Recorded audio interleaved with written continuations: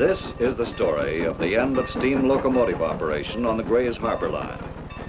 But before we haul logs on the railroad, let's look at logging. Big timber is felled and bucked in the Camp 3 area of the Wishkah River watershed, north of Hoquiam, Washington. Many species are logged. Hemlock is used in our pulp mills, Douglas fir is sold to the local plywood industry, and cedar is made into siding, shakes, and shingles. A modern track loader yards and loads logs along the right-of-way.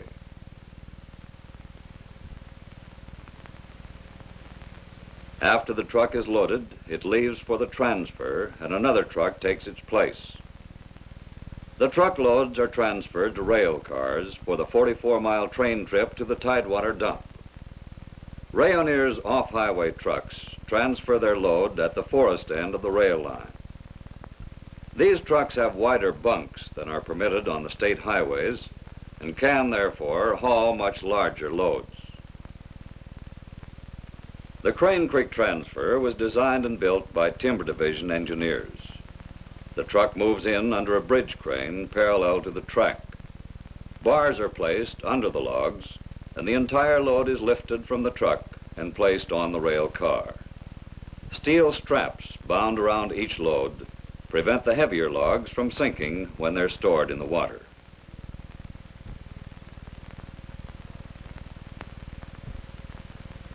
This efficient operation has handled over 100 cars a day.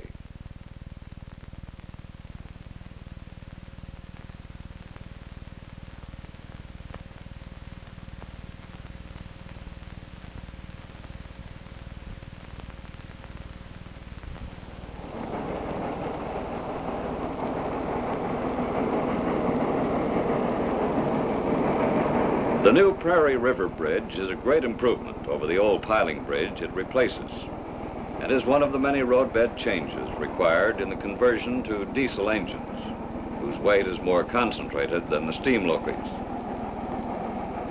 This 120-ton Baldwin Mallet was purchased new by the Blodell Donovan lumber mills in 1927 and acquired by Rayonier in 1945 with the purchase of Blodell's Clallam timber operation.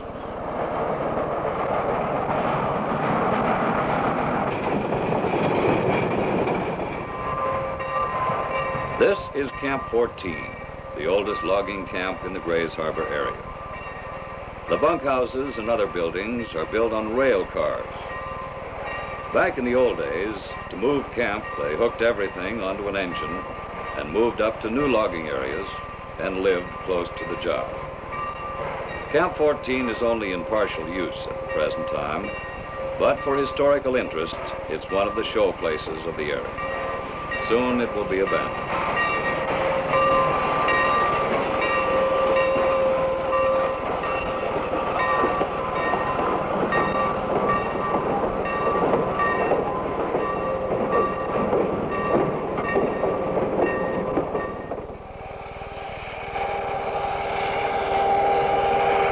Loki 38 works hard on a 0.9% grade up Cook Creek Hill on a new bypass which eliminates 2 highway grade crossings and shortens the main line by 2 miles. The 38 is Rayonier's largest road engine, a 130-ton Sierra type Baldwin Mallet built in 1934 and purchased from the Sierra Railroad in California. The large butt logs on these cars are Sitka spruce.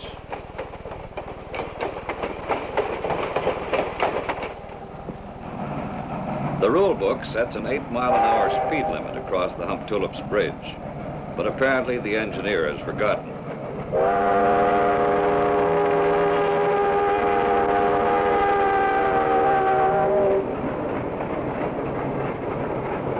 On Axford Prairie, another major track relocation has been completed with 100 and 110-pound steel replacing the old 60-pound rail.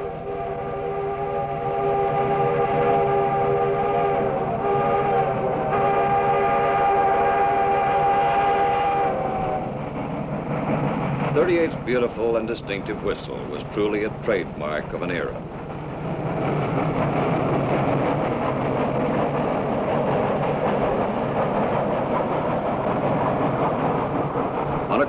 morning, Loki 38 works pretty hard on this section of track, as there is a slight adverse grade. Extensive construction efforts were necessary in preparing this line for diesel operation.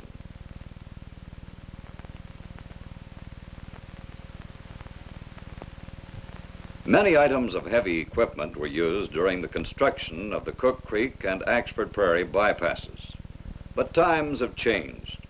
When this railroad was first built, it was done with hand picks, wheelbarrows, Bagley scrapers, Fresnos, and teams.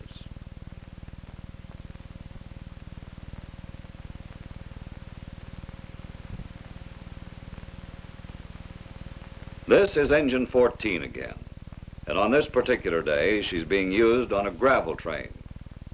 The gravel is spread on the newly constructed grade to form a firm foundation for the ties.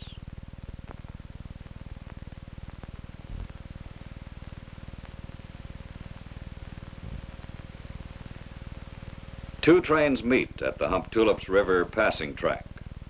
All engines are equipped with two-way radios and follow dispatcher's orders broadcast from railroad camp.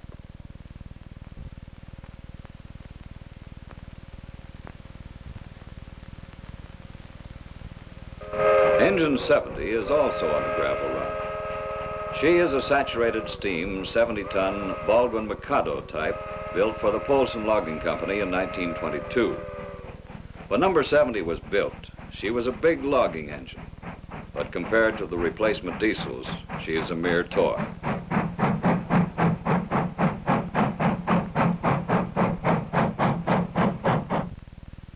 Until completion of the new Prairie River Bridge, Loki 38 hauls logs over the old piling bridge.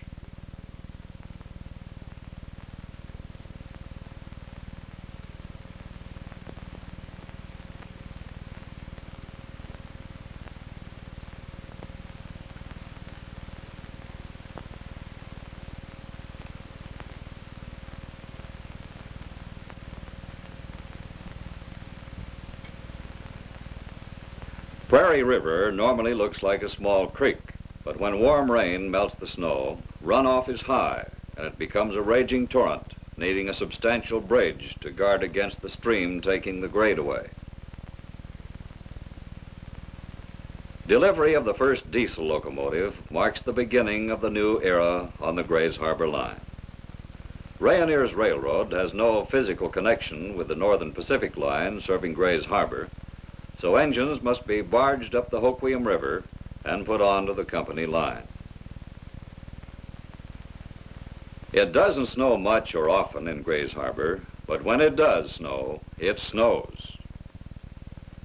The end of the line is on the river, yet it's still close enough to Grays Harbor to be affected by the tides. The barge is properly spotted on a grid and held in position while the tide recedes enough for the barge to settle onto the grid, so the rails on the barge can be connected to those ashore. Loki 38 is ready and waiting to pull the diesel engine from the barge when the connection is made.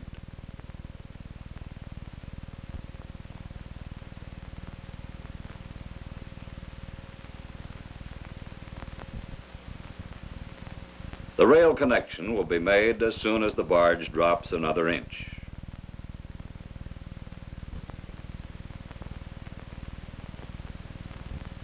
Now everything is ready, and the Malley pushes her idler cars down to hook up with the diesel and pull her off the barge.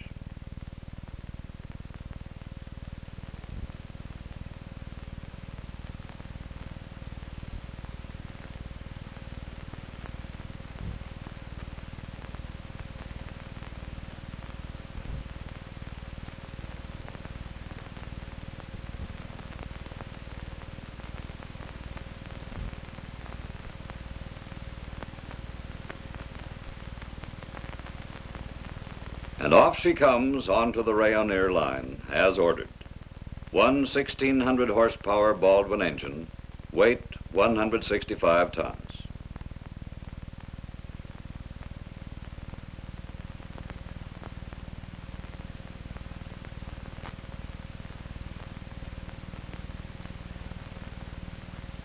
That man in the white coat, heaving a sigh of relief, is a representative from our insurance underwriters.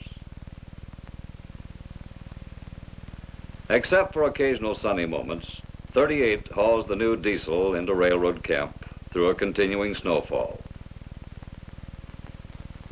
And the master mechanic has had a cold first ride on the diesel.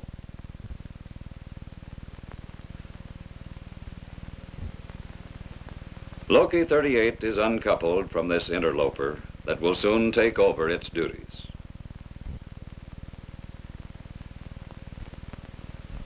Engine 14 moves up to push it into its berth at railroad camp for servicing. Silent sentinels, the 90 and the 120, stand forlornly in the cold.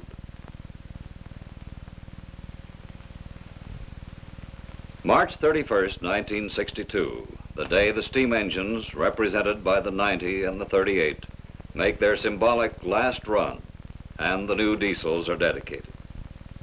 Visiting dignitaries, including the State Land Commissioner, State Forester, and other state and company officials, will ride in the cab of the 90 on her last run. Feather bedding, perhaps. The pre-dedication publicity mentioned that the State Land Commissioner would be the engineer on the 90 for her last run. And here her regular engineer, who apparently took this statement literally, dismounts with a worried look on his face to find out if this is true.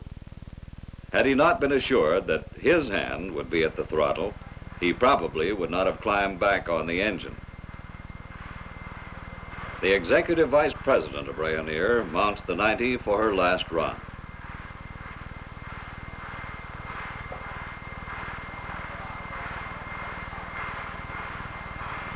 One blast on the whistle and away for her final run up the hill.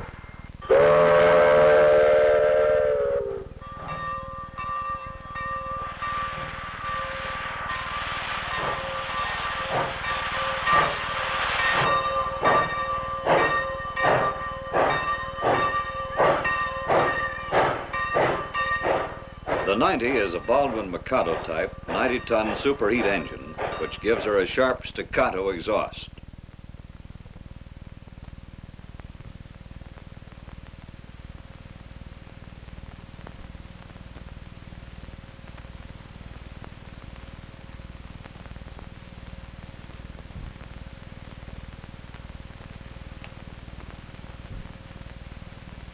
To Rayonier officials, this is a memorable day.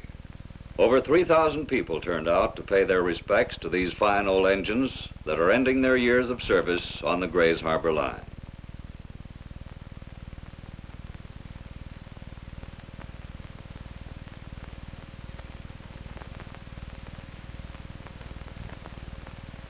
The small fry have quite a day for themselves, too, as they're permitted to spend a good deal of time on the engines. An occasion such as this would not be complete without some words of tribute being paid to these engines for their many years of service to the company.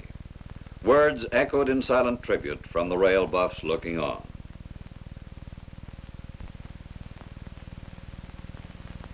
The words of praise are over. Old number 90 is unhooked from her train and run into a siding as the new diesel 90 moves in and takes over.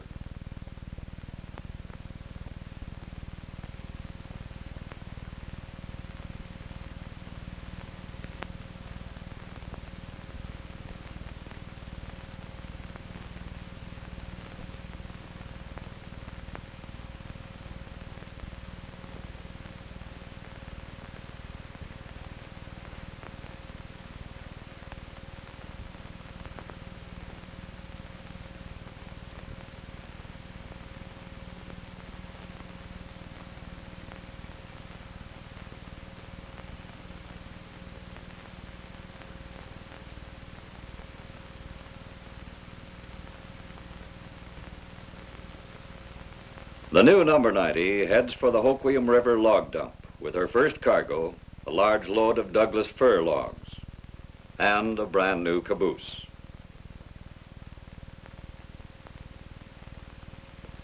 Mallets 38 has been waiting about a mile down the grade for the 90 to leave the dedication site. She is not used to stomping on a hill and had a little trouble getting started up the grade. But being a tough old girl, she brings her 50 cars to a halt alongside the dedication stand. Camera fans not missing a turn of her wheels.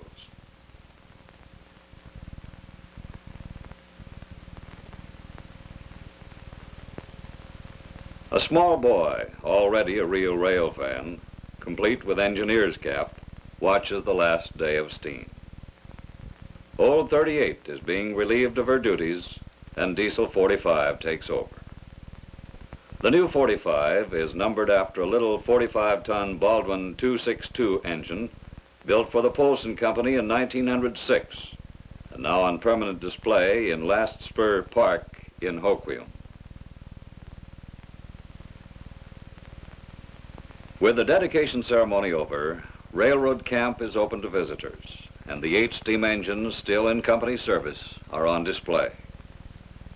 Each locomotive receives careful inspection from hundreds of fans wishing to preserve some memory of the event, and a local camera shop reports the highest film sales in any week in its history.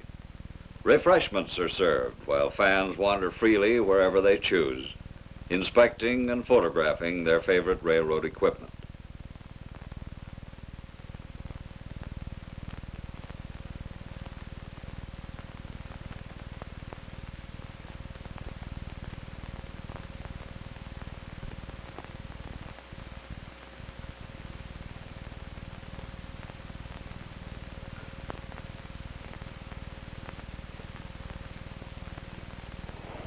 $120, $111, $110, the 2-spot, $70, $38, $14, $90. Beautiful souvenirs of a bygone age. The fantastic, roaring, hissing, earth-shaking, horse-scaring monsters of steam railroading are now all shuffled into the boneyard of history, along with the horse cavalry and clipper shipment. But they are not forgotten. From old-timers who know steam lokies from their own experience, to future generations who must come to love them through the perspective of time, they remain priceless, revered symbols of a dynamic age, an age of growth and progress and challenge, an age that was railroading.